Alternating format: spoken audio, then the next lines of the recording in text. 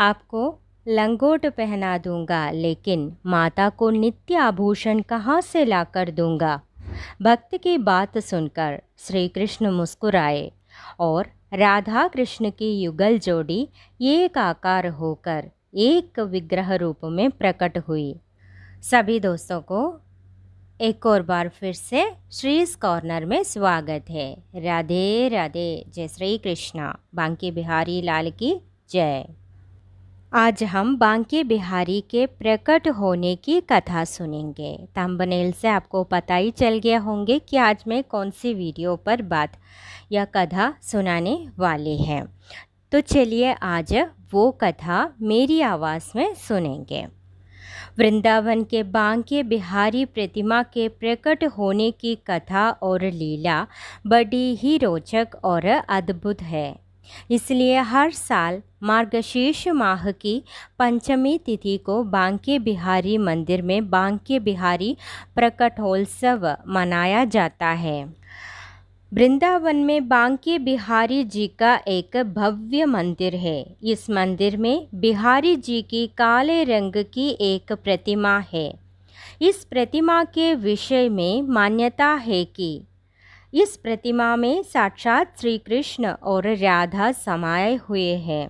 इसलिए इनके दर्शन मात्र से राधा कृष्ण के दर्शन का फल मिल जाता है। अभी हम वो बहुत ही रोचक कहानी सुनेंगे। संगीत सम्राट तानसेन के गुरु स्वामी हरिदास जी भगवान श्री कृष्ण के अनन्य भक्त थे। इन्होंने अपने संगीत को भगवान को समर्पित कर दिया था। वृंदावन में स्थित श्री कृष्ण की रास स्थली निधिवन में बैठकर भगवान को अपने संगीत से रिझाया करते थे। भगवान की भक्ति में डूबकर हरिदास जी जब भी गाने बैठते तो प्रभु में ही लीन हो जाते। इनकी भक्ति और गायन से रिझकर भगवान श्री कृष्ण इनके सामने आ जाते। हरिदास जी मंत्रमुग्ध होकर श्री कृष्ण को दुलार करने लगते। एक दिन इनके एक शिष्य ने कहा कि आप अकेले ही श्री कृष्ण का दर्शन ला पाते हो, हमें भी तो सांवरे सलोने का दर्शन करवाएं।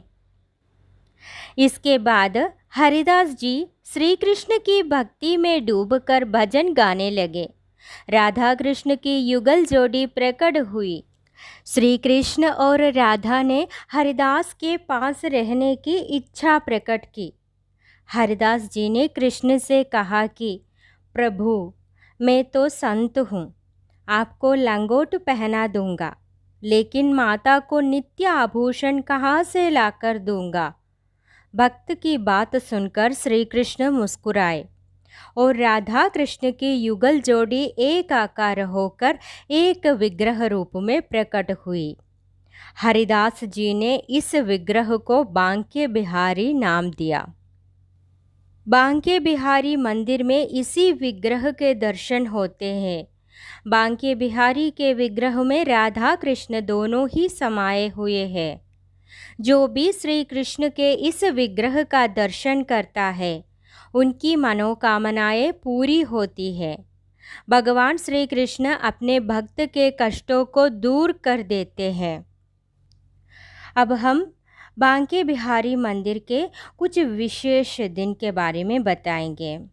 श्री बांके बिहारी जी मंदिर में केवल शरद पूर्णिमा के दिन ही श्री बांके बिहारी जी वंशी धारण करते हैं।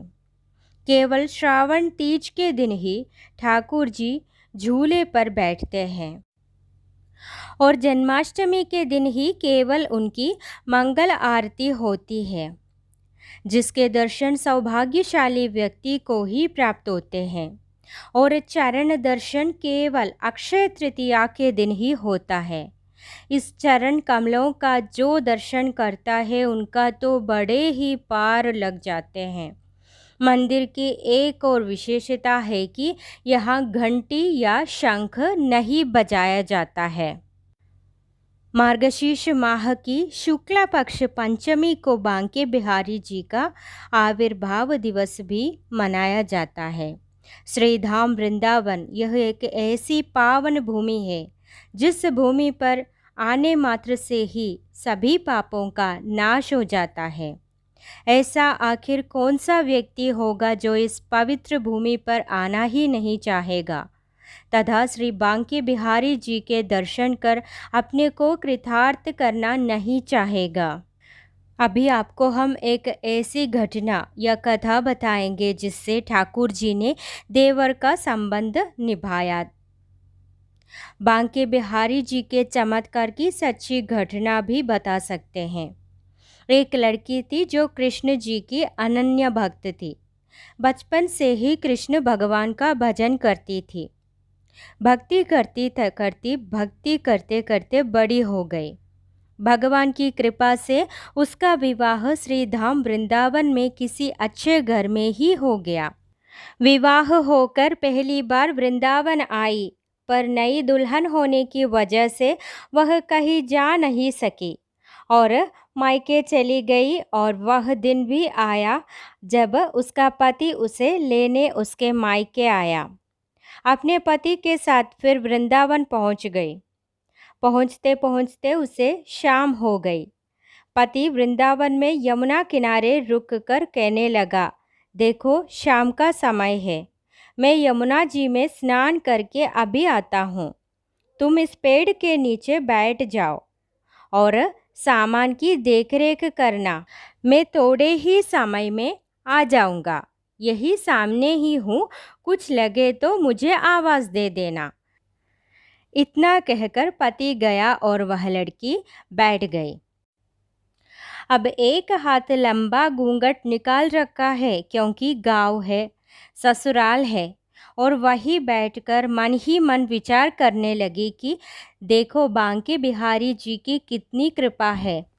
उन्हें मैंने बचपन से भजा और उनकी कृपा से मेरा विवाह भी श्री धाम वृंदावन में हो गया। मैं इतने वर्षों से ठाकुर जी को मानती हूँ, परंतु अब तक उनसे कोई रिश्ता नहीं जोड़ा। फिर सोचती है ठाकुर जी की उम्र क्या होंगे, लगभग 16 वर्ष के होंगे। मेरे पति 20 वर्ष के हैं, उनसे थोड़े से छोटे हैं, इसलिए मेरे पति के छोटे भाई की तरह होंगे और मेरे देवर की तरह। तो आज से ठाकुर जी मेरे छोटे देवर हो गए। अब तो ठाकुर जी से नया संबंध जोड़कर प्रसन्न हुई और मन ही मन ठाकुर जी से कहने लगी, देखो ठाकुर जी, आज से मैं तुम्हारी भाभी और तुम मेरे देवर हो गए। अब वह समय कब आएगा जब तुम मुझे भाभी भाभी कहकर पुकारोगे। इतना सोच रही थी, तभी एक 10 से 16 वर्ष का बालक आया और उस लड़की से बोला, भाभी भाभी। लड़की अचानक अपने भाव से बाहर आई और सोचने लगी कि वृंदावन में मैं तो नई आई हूँ, यह भाभी कहकर कौन बुला रहा है। नई थी इसलिए घूंघट उठाकर नहीं देखा कि गांव के किसी बड़े बूढ़े ने देखा तो बड़ी ही बदनामी होगी। अब बालक बार बार कहता, पर वो उत्तर नहीं देती। बालक पास आया और बोला, नेक अपना चेहरा तो दिखाए दे। ये सुनकर वो और कसकर घूंघट पकड़कर बैठ गई। फिर उस बालक ने जबरदस्ती घूंघट उठाकर देख लिया और वो लड़का अचानक भाग भी गया। थोड़ी देर में उसका पति आ गया। उसने सारी बात अपने पति से कही। पति ने कहा, तुमने मुझे आवाज़ क्यों नहीं दिया। वो बोली, वह तो इतने में भाग ही गया, बस मैंने उसका चेहरा देखा। पति बोला, चिंता मत करो, वृंदावन बहुत बड़ा थोड़ी ही है। कभी किसी गली में लड़का मिल गया तो उसका हड्डी पसली एक कर दूंगा। फिर कभी उस लड़के से मिले तो ज़रूर मुझे बताना। फिर कुछ दिन बाद उसकी सास ने अपने बेटे से कहा, बेटा देख, तेरा विवाह हो गया है, बहू मायके से भी आ गई। तुम दोनों बांके बिहारी जी के दर्शन के लिए अभी तक नहीं गए हो। कल जाकर बहू को दर्शन करा कर ले आना। अगले दिन दोनों पति पत्नी ठाकुर जी के दर्शन के लिए मंदिर जाते हैं। मंदिर में बहुत भीड़ थी। लड़का कहने लगा, तुम स्त्रियों के साथ आगे जाकर दर्शन करो, मैं अभी आता हूँ। अब वह आगे गई, पर घूंघट नहीं उठाती। उसे डर लगता कोई बड़ा बूढ़ा देखेगा तो कहेगा, नई बहू घूंघट के बिना घूम रही है। बहुत देर हो गई। पीछे से पति ने आकर कहा, अरे बावली, बिहारी जी सामने हैं, घूंघट काहे न खोले। घूंघट नहीं खोलेगी तो दर्शन कैसे करेगी। अब उसने अपना घूंघट उठाया और जो बांके बिहारी जी को देखा तो बांके बिहारी जी की जगह वही बालक मुस्कुराता हुआ देखा। तो एकदम से चिल्लाने लगी, जल्दी आओ। पति पीछे से भागा भागा आया। क्या हुआ? उस दिन जो मुझे भाभी भाभी कहकर भागा था वह मिल गया। तो पति ने पूछा, कहाँ है, कहाँ है? अभी उसे देखता हूँ। ठाकुर जी को इशारा करके बोली, ये रहा, आपके सामने ही तो है। उसके पति ने जो देखा वह अवाक रह गया और वही मंदिर में अपनी पत्नी के चरणों गिर गया और बोला, तुम धन्य हो, वास्तव में तुम्हारे हृदय में सच्चा ठाकुर जी के प्रति प्रेम है। मैं इतने वर्षों से वृंदावन में हूँ, मुझे आज तक उनके दर्शन नहीं हुए, और तेरा भाव इतना है कि बिहारी जी ने तुझे दर्शन दे दिया। इसी तरह अनेक सच्ची घटनाएं हैं जो वृंदावन के बांके बिहारी जी के बारे में। तो चलिए आगे हम इसी तरह एक एक कहानी सुनेंगे। श्री बांके बिहारी लाल की जय। अगले वीडियो पर मिलेंगे, तब तक के लिए सभी को राधे राधे। जय श्री कृष्ण।